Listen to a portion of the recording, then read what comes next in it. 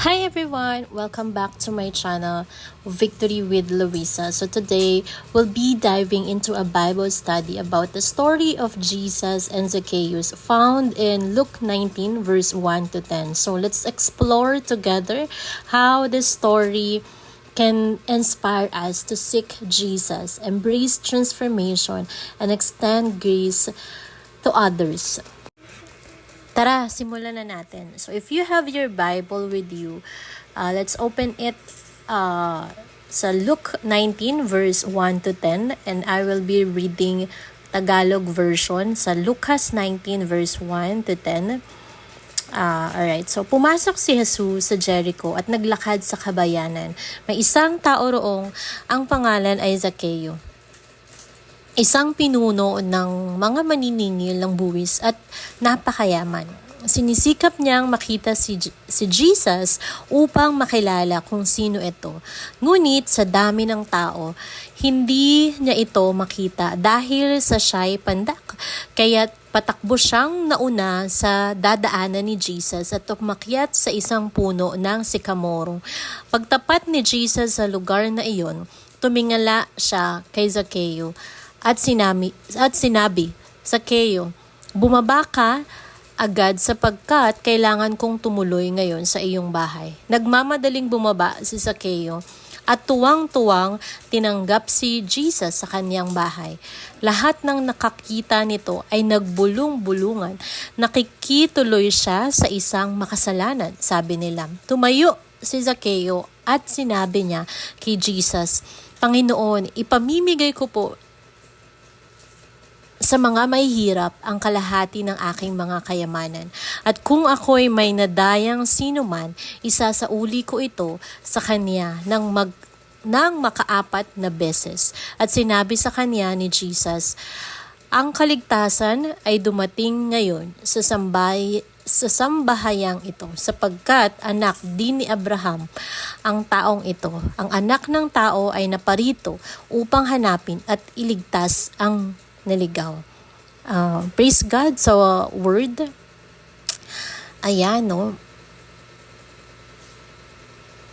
So, the reflection here, diba? Una sa lahat, napansin nyo ba kung gaano ka-determined si Zacchaeus na makita si Jesus kahit maliit siya at hindi makakita dahil sa dami ng tao, hindi ito naging hadlang. Tumakbo siya at umakyat sa puno. This shows us that we should seek Jesus earnestly, just like Zacchaeus. So let's see the transformation of this man. So pangalawa, napansin nyo ba ang pagbabago kay Zacchaeus? Noong tinawag siya ni Jesus, bumaba siya agad at tinanggap si Jesus ng masaya. Ang encounter na ito ay nagdala ng malaking pagbabago sa buhay ni Zacchaeus. Ibinigay niya ang kalahati ng kaniyang kayamanan sa mga may hirap at nagbayad pa siya ng 4 na beses sa mga nadaya niya. True transformation comes when we encounter Jesus. So first, Jesus' acceptance. Hindi ba't napaka-inspiring kung paano tinanggap ni Jesus si Zacchaeus? Kahit siya ay isang kilalang makasalanan, hindi siya hinusgahan ni Jesus. Instead, Jesus showed him love and acceptance. Ganito rin tayo dapat. Huwag manghusgahan ng kapwa, kundi ipakita ang pagmamahal at pagtanggap. And second, joyful reception. Diba? Panghuli, joyful reception, nakita natin ang kasiyahan ni Zacchaeus nang tinanggap niya si Jesus. Ganito rin ang dapat nating maramdaman kapag tinanggap natin si Jesus sa ating mga buhay. Joyful and welcoming. So here are application, paano natin ma-apply ito sa ating mga buhay. So first, seek Jesus earnestly. Gawin natin ang lahat para hanapin si Jesus sa araw-araw. Magdasal, magbasa ng Bible at makipag-fellowship sa iba, sa mga co-believer upang mas mag-grow tayo, diba? Kasama ang ibang mga naniniwala at mga nagfo-follow sa Panginoon sa pamamagitan ng pag-Bible study. Okay? And second, embrace transformation. Pag tinanggap natin si Jesus, hayaang baguhin niya. Hayaan nyo, allow God, allow Jesus to transform our heart. Gawin natin ang tama, magpatawad, at maging mabuti sa kapwa. And of course, and say in the Bible that love your neighbors. And third, avoid judging others. Iwasan nating husgahan ang iba. Kasi, iwasan nating husgahan ang iba based sa kanilang nakaraan. Mahalin at tanggapin natin sila tulad ng ginawa ni Jesus. I know it is not easy, hindi madaling mag-criticize, mag-judge, because even myself, madalas ganyan din ako. But then, if we look those people, kung paano sila tinitignan ng Panginoon, it will also change us the way we look others. Okay, so, And fourth, be joyful in Christ. Maging masaya tayo sa pagkakaroon ng relasyon kay Jesus. Welcome Him in all aspects of our lives. Diba? And, alright, so that's our reflection and also our application. Let's pray. Alright, so Heavenly Father, salamat po sa pag-ibig ninyo na walang hanggan. Tulungan niyo po kami na hanapin kayo ng buong puso at hayaang baguhin ninyo ang aming buhay. Turuan niyo po kami na magmahal at tumanggap sa kapwa ng walang panghusga. Naway maging masaya kami sa pagkakaroon ng relasyon sa inyo.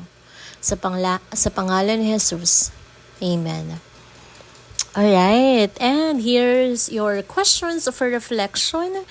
So, friends, mag-reflect tayo sa mga tanong na ito, and you can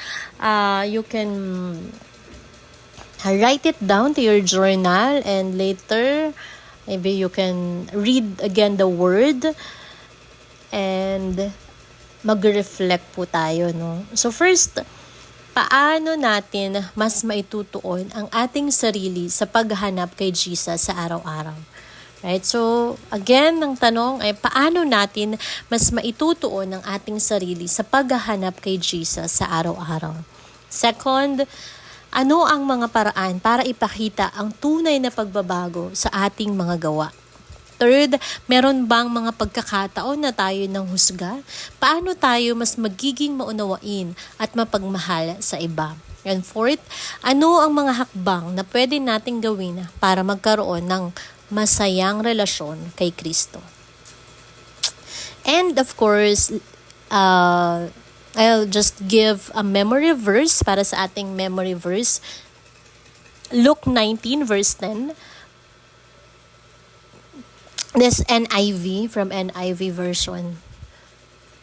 Alright, so, for the Son of Man came to seek and to save the lost. For the Son of Man came to seek and save the lost. Luke 19 verse 10, NIV. Okay, salamat sa pagsama sa akin sa ating Bible study ngayong araw. Huwag kalimutang i-like, mag-subscribe, at i-click ang notification bell para lagi kayong updated sa mga bagong videos. See you in our next video, and God bless.